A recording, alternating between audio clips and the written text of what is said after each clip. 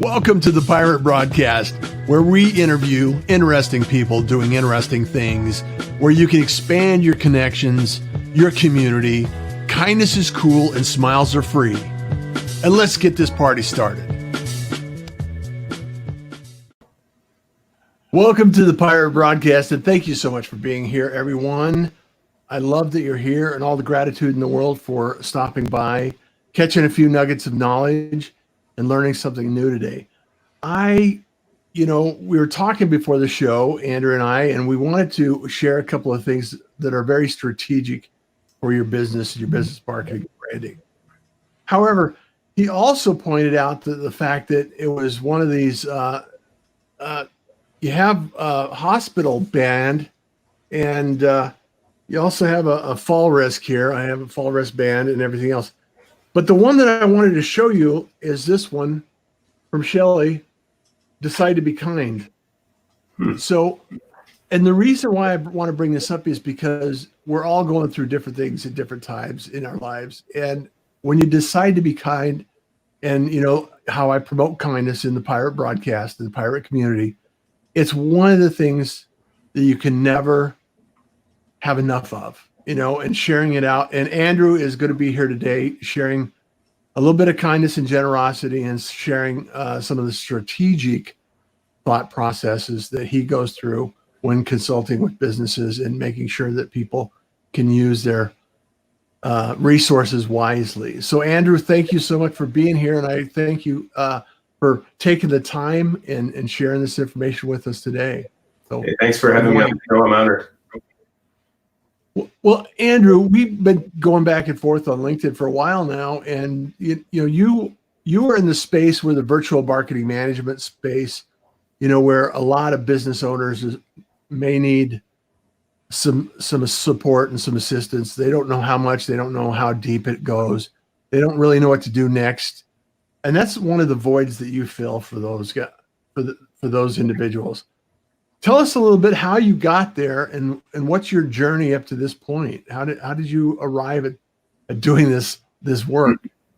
There's not enough time on this particular podcast to go through the whole history, but my career began in international trade. I spent probably the first half of my adult work life overseas, working in over 100 countries, building marketing strategies and helping companies find foreign markets for their products. And through the diversity in all the different countries, all the different cultures, really started to understand that all of the tactical tools that are out there are useless if there's no real core strategy as to where a company wants to be, what they want to do, and more importantly, who their customer is, what their customer's pains are, and how they can solve those problems with a strategic plan to then apply the proper tools to get there. It's like having a toolbox and a bunch of tools and not knowing what you're going to build. Yeah, and we find lots of people. And when I lived in Brazil, we used to joke that you could become a mechanic with a screwdriver, a hammer, and a chisel, because they're so industrious they could fix anything. But the reality is there are a lot of guys out there that have a shop full of incredible tools for woodworking, but they don't have any plans or anything that they want to build. Or they start building something without a plan and they end up with a table with the legs on top. It really matters that you know where you want to be, how you want to get there, before you start picking your tools and starting to work on it. I love the idea of strategy, and there's so many variables now with social media. I'm a huge fan of video. I hope that you aren't. I hope you're okay with video because you're on video now. Yeah, absolutely. And it's one of those. Go ahead. Video is an incredible tool where it's useful, and many marketing strategies today call for that tool. But to say I'm going to grow my business because I'm just going to do a bunch of videos, I need to just create content and then people will do business with me, isn't a strategy. It's the use of a tool. An example. So you show up first day on the job for a company and you say, what's the strategy that's been here before my arrival as the new marketing guy? They go, we have a great strategy. We're going to do 3 trade shows this year. We're going to build a new website. We're going to create a social media campaign, and we're going to make some brochures. And you say, okay, those are great tactical ideas, but at the core, what do you want all of those things to do? Are you going to do a trade show because you want your competitors to know what you make? So you go to a trade show in your industry, or do you want to do a trade show to maybe break into a specific market? So say you make a product that's appropriate for the chemical industry. Do you go to a chemical show, or do you go to a show where your chemicals are used? And if you're there, are you looking for new business? Are you looking for distributors? All of the understanding of where you want to go with your business, what customers are you looking to, what's the accessibility to those customers, what are the pains that you can resolve for them? And once you get a clear understanding of that, you can build that strategic go-to-market plan, at which point you say, well, to do that, we need to do this trade show. We need to make videos so that we can prove that we're the thought leaders that can help people resolve issues that we've verified exist in the market. And then video becomes incredible. But to just make a bunch of videos usually is more about, look at me, I want to wax my ego, than it is about a strategic plan. So, you know, it's interesting that you should say that, because there's so many people that are working to try to figure out what they need to do next. mm-hmm. So how do business owners develop a strategic plan? Walk us through some of the steps that we need to consider as individuals and business owners that are more strategic than tactical. Yeah, I could have a landing page, I could have an email list, I could have videos, I could have all these, captured page, whatever it happens to be. Mm-hmm. Realistically, though, there has to be some sort of a process that we can go through as business owners to think strategically, think about how that is. Well, and so what's the process we need to start thinking about and considering? The most important thing is to go back to the core of who is my customer, what differentiates my products from the competitors, and of those differentiators, what matters to the customer. So many companies will realize when they do that analysis, and they'll go back and look, they'll realize that the very things that they're bragging about are like table stakes in poker. You have to do that to be in the business. Like if a car company went to market and marketed, you have to buy my cars because we make them out of steel. They come with tires and a steering wheel, and the windows roll up. And we do that better than anybody. That's not it. Well, what is it about that car that gets someone excited and would want them to buy yours over another car? Maybe the market is telling you when you get that voice of consumer, I'm really looking for the safest car in the world. If I get in an accident, I want to survive. Or when I drive down the street, I want to turn heads. Or I want to be able to haul all of these things are pains and issues that customers have that then you design your products and your marketing campaign around. Our car has more storage capacity than any other car in the world, will appeal to a specific consumer group, as opposed to we make mufflers that will rattle the windows in the neighborhood because my ego thinks that when I make noise, people think I'm cool. So as you really dig in, who's my consumer? What are the pains? What are they trying to accomplish with what they would buy? And how you deal with that. And then you have to carefully go through and say, well, who do I want to be? Even if I know there's a huge market out there for people who want noisy cars, do I want to be the noisy car guy? And really evaluate who you are at the core of your business and where you want to go. It's all very, very abstract to discuss, but when you dig into a specific project, typically you find, I'll give you an example. There was a company that we worked with. They were in the industrial packaging world for rigid containers for transporting hazardous goods. They were going to market with, we meet ANSI standards, we have ISO, we do internal testing, all of this stuff that every company has to do to just be in that industry. And that's how they went to market. It didn't make any sense. So we went to the top 10 customers that had been with them for 20 years without any lapse in service. And we also talked to customers that disappeared. And we asked, why do you do business with these guys? In a very, very structured interview process. Number one, they answer the phone. Number two reason that people did business with them, when we screw up or we have a big run on materials, we need them right away. They're the only company that can fill an order in less than a week. They can move their schedule for their best customers. They care about us.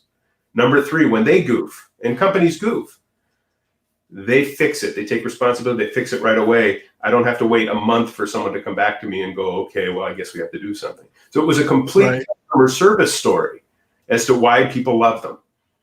And when they started to leverage that as their business grew, because they were recognizing that buyers really cared about a company that had the flexibility to truly service their need, not just supply the product. It's a huge difference. It's a huge difference. And I think customer service right now, everybody, with the Amazon and the immediacy of delivery just in time and, convenience of getting it delivered and everything else, I think a lot of people miss the courtesy and the common sense that goes along with, having a little bit of,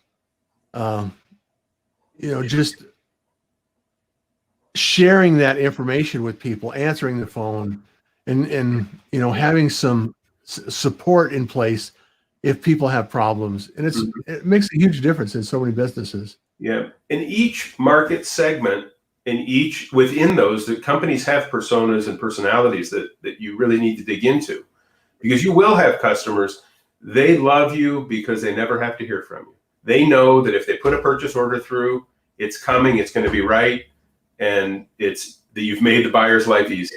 There's others that maybe you're integrating with their system, you keep track of their production, and you provide products as they're being produced, so that they don't even have to have a person on staff. There's a million different scenarios. The problem is you jump to the tool and you don't look at what the customer actually wants and structure your business around that. You miss out on opportunities. And you'll talk to people, go, wait, our business has been growing for years and years without any of this strategic stuff. We have sell sheets and we have all of it. And the question is, how much more would you have grown if you actually were listening to your customers and understood your customers? Let's go a different direction, Andrew. Let's talk about the individual company that, I got a good idea. I started it up. A few people say they want it. Strategically, I'm not really sure what to do next. How would you approach that process? Because you don't have the customer service in place in the history of the company. You don't have the purchases. You don't have a lot of history. Mm-hmm. So if you look at it from the opposite direction, what would it be that you would consider approaching with strategy at that point in time? Yeah, what you're really leaning towards in that question is more of what business development as a function of marketing really is. So the number one question that you ask day one in that scenario is, you've been successful selling this product into this market space. Who else is in that market space? In other words, and there was one recently, I do quite a bit of what I call private equity investigative work. So when a private equity group is looking to buy a company, we can get in without getting the employees aware that their company could possibly be sold to grow and be part of another company. We do this work. Right. But we talked to a company that had a specific product they were selling to Coca-Cola, and it was 80% of their business, and it was huge. And we asked the question, well, do you have some sort of an exclusive deal that you're not selling to Pepsi and you're not selling to Dr. Pepper, Snapple, and these other companies? And the answer was no. We said, well, why aren't you selling? And the response was, well, they haven't reached out to us, which of course is a huge red flag and a positive for the PE group, because obviously they don't have salespeople. They have order taking. Yeah. So it was a green light to the private equity group that was looking to buy them, because, hey, there's great opportunity. So asking that question, who else within that market space would be interested in your product, and generate a list of what I call real leads, and then qualify them, nurture those leads, and be able to grow into those spaces. And then what other market spaces out there that you're not currently selling to could have benefit from this? And then we research, as I call them, the individual market silos. If you're selling this product for transport of this chemical that Coca-Cola is using, what other chemicals could be transported in similar tech? Can you do it with the existing tech, or do you need to make slight alterations? And if so, where else can you go with that? So it's again, almost every project, you have to take a step back and widen your blinders so that you can see other opportunities. And usually by getting someone from the outside to do that, is more powerful than doing it internally, because you kind of, as you say, you sit in the same stink all the time. You don't recognize the smell anymore. Well, and that is so true. You get blind by being inside. You can't read the pickle jar when you're inside the jar, right? It's a little tricky. And it's really interesting, because I mean, I've had this experience so many times, and it's just like, I know this. I do it for other people. Why can't I do it for myself? And it's like, you get so close to it that you can't see the perspective from another angle. It's like, I got to get outside the box. I got to get outside. Does this really work? Yeah. And then I think spot on. Anytime you have a question or a blank spot in your thought process, you need to start asking people about it and what they think. Yep. Without getting too far off the beaten path, because that could actually turn into its own box of worms too. So, and most companies, the CFO of the company will recognize it, but so many other people through, the marketing dollars are dollars that could be spent somewhere else if they're being ineffectively used. It could be the bonuses for the employees. It could be a lot of things. So if people are, I use the analogy all the time, out trying to kill mosquitoes with shotguns rather than targeting mosquitoes with what kills mosquitoes, it becomes a fool's effort. So recently someone was looking to get on my team, and I asked him, I said, well, tell me about your strategic marketing skills. He said, I could get 30,000 connections to your LinkedIn in a week, and I could drive 100,000 people to your website. And I said, well, why would I want to do that? What's the strategy behind it? Do I want to spend my day going through 30,000 connections to see if there's somebody there I might be able to benefit from or be able to provide value to? Or do I want to connect with people that I know that up front?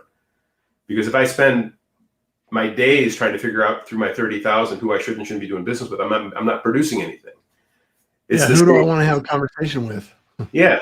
And driving 100,000 people to my website just so I can brag that I've got the busiest website in America doesn't mean that any of those people might actually benefit from what we do or put dollars in my pocket or people who I work with. So it really boils down to, you got to know what you want to do before you do it. Yeah. What I want to do right now is recognize a few of the people that are in the room right now.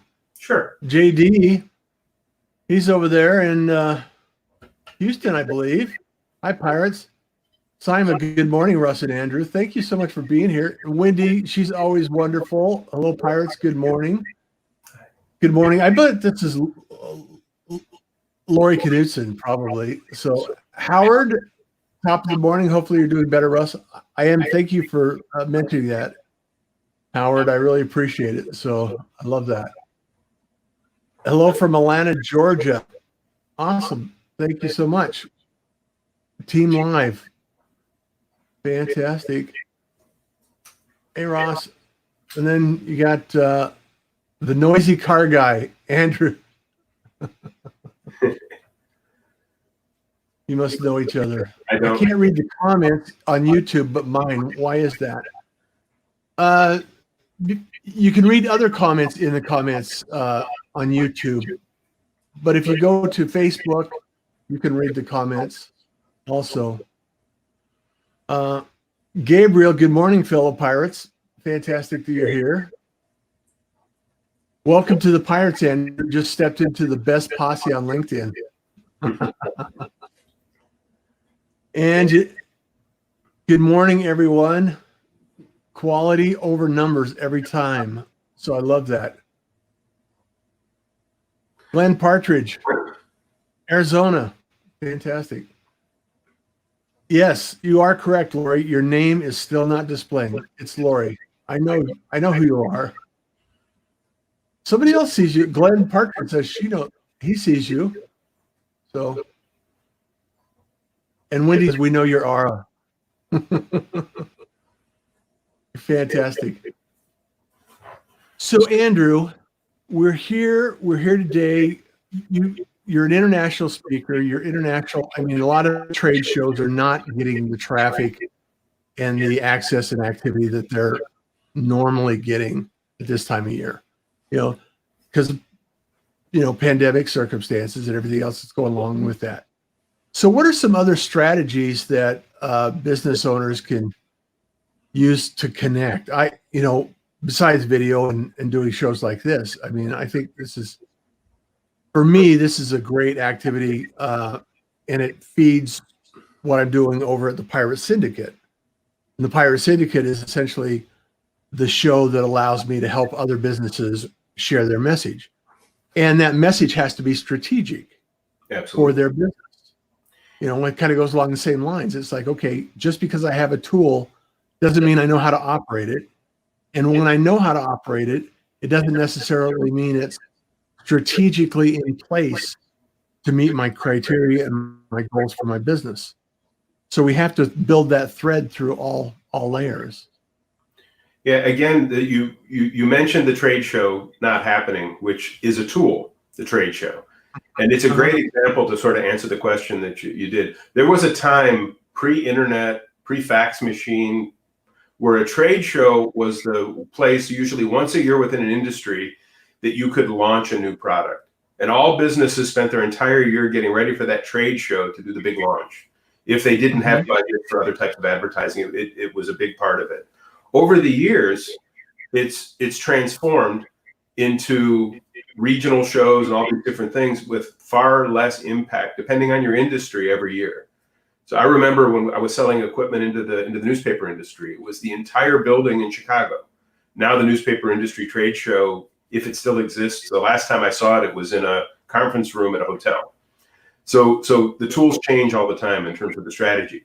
So during COVID, what companies are starting to recognize is if they were still stuck in trade show mode for all of their years in business, there's other ways to launch. You can create virtual events that allow people to participate and see your launches through video, through website, through YouTube, through other areas. In today's world, getting experts in the field to share their knowledge and educate and bring people up to the level of what you're producing and making. For example, if you have a special technology that your company makes so that you can preserve food longer without using chemicals, you can become the thought leader in that industry and utilize that to gain a following of people who then become voracious advocates for your brand, because you're the leader, you're the thought person. Why would I go to anyone else when this character is the guy who knows? And at the core of Fangled Technology, which is my consulting business, there is the only thing that's common in every marketing project that we do. Every project we do for any company is we go beyond the sale and we try to create a program so that every person your brand touches becomes a voracious advocate for your brand. And that's the strategy at the core of everything we do. Because voracious advocates for your brand, that's why people line up outside the Apple store not even knowing if the product works. Because they're, say something nasty about your favorite pop star or your least favorite pop star who has a strong brand, and see how their advocates take care of them for them.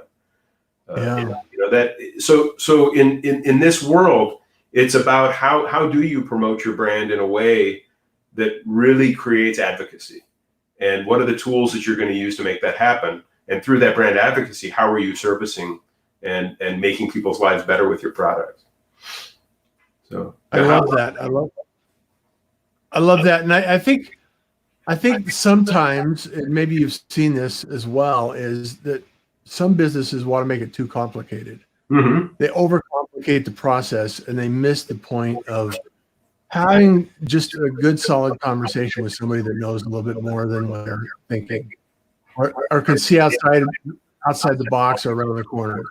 Absolutely. And so I think it's really important for us to maybe see a new perspective, get a new perspective, understand what else is out there that could be competitive or collaborative in the industry.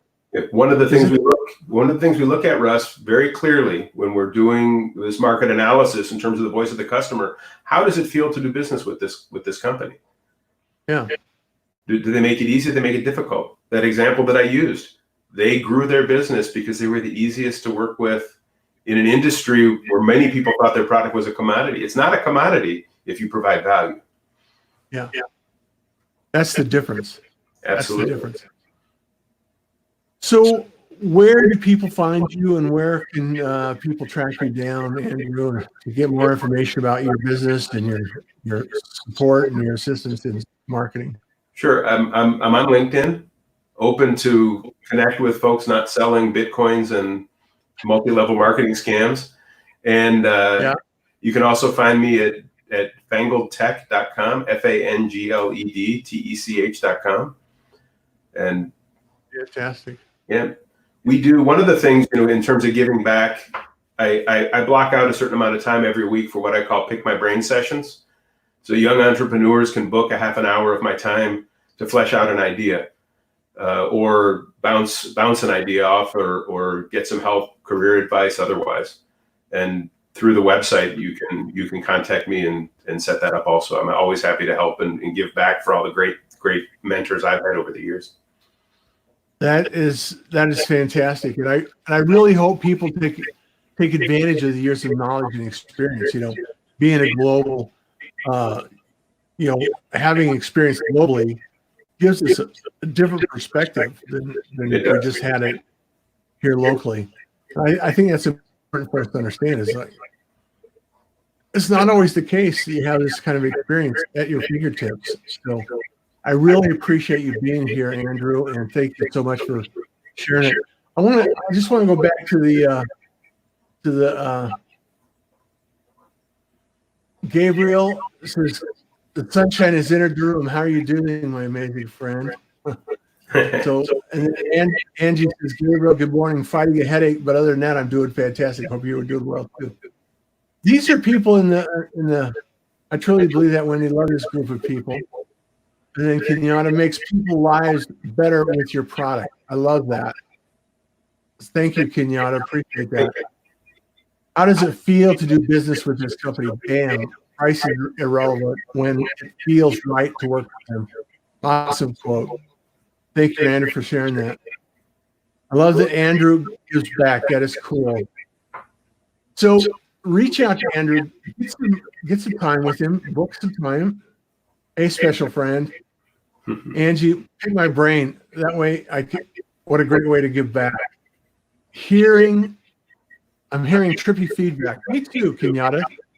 I think it's my mic today, is what it is.